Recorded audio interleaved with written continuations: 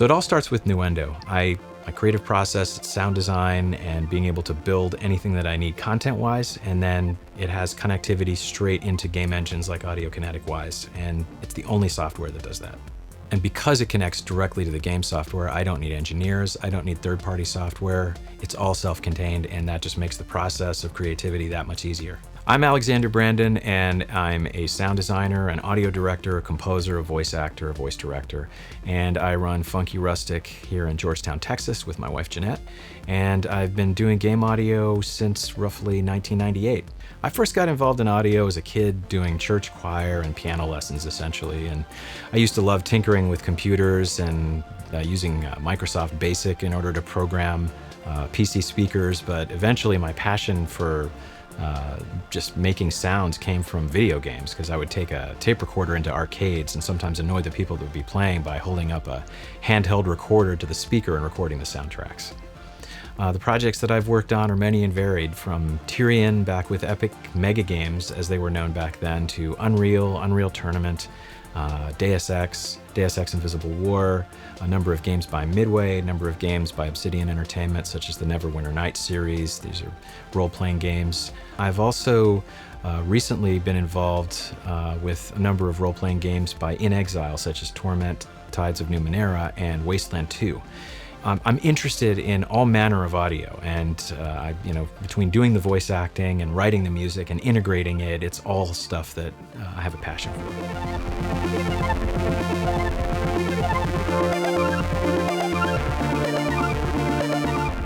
Nuendo I've been using since 2002, I think, and the reason that I chose it then was because it provided the kind of functionality that I needed for multi-track in a native environment rather than having to buy a ton of hardware just to make it work. And now it has retained that because it is specifically talking to the software that I use on a regular basis in order to make audio for games. And that's huge. That's just, it's rare to see pro audio working with different industries, particularly for games, because they've been separate for so long, and there's a lot of considerations about like how they would need to work together and the kind of commercial considerations and the technological considerations. But Steinberg took those steps, and it decided to say, hey, let's incorporate game audio, let's take these professionals seriously, let's provide them the tools that they actually need, and as such, it's a really critical tool for everyday use for me. So using Nuendo is pretty easy, starting with the sound design, but being able to go straight into a game using Game Audio Connect 2 and being able to use the functionality that it has, and that's all I need. So before, when you would need to export a file and you'd need to take the time to find the file and be able to integrate it into the game software and the game audio middleware and then into the game engine, all of that process would take so much longer than it does now with Game Audio Connect 2. I mean, it's got an instantaneous connection to Audiokinetic's Wwise, so it instantly exports it, and it does it in such a way so that you don't even have to rename in a lot of cases. So that makes the process exponentially faster.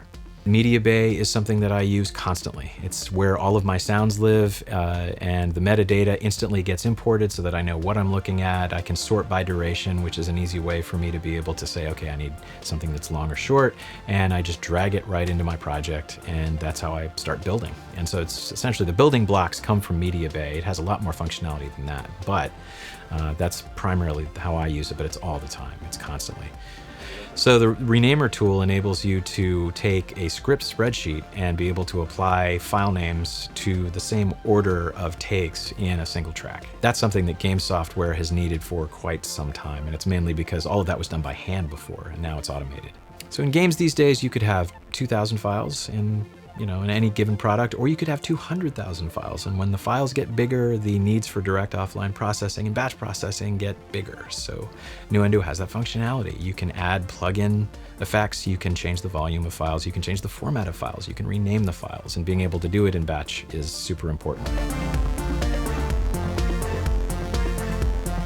So music for games can behave in any number of different ways. You can have stingers, you can have music change tempo, you can have it line up in different ways, you need to have it trigger at any one point in time with multiple layers, both vertically or segments that move horizontally. So there's a lot of considerations, and those considerations are taken care of in a number of ways, such as Wwise software will enable you to create interactive music using MIDI, as well as MIDI combined with audio files to trigger various things. all of that can come from Nuendo as well, so that when you are writing your MIDI and creating your layered audio and identifying it that way and exporting it however you want, again, it goes straight into Wwise. It goes into the interactive music component.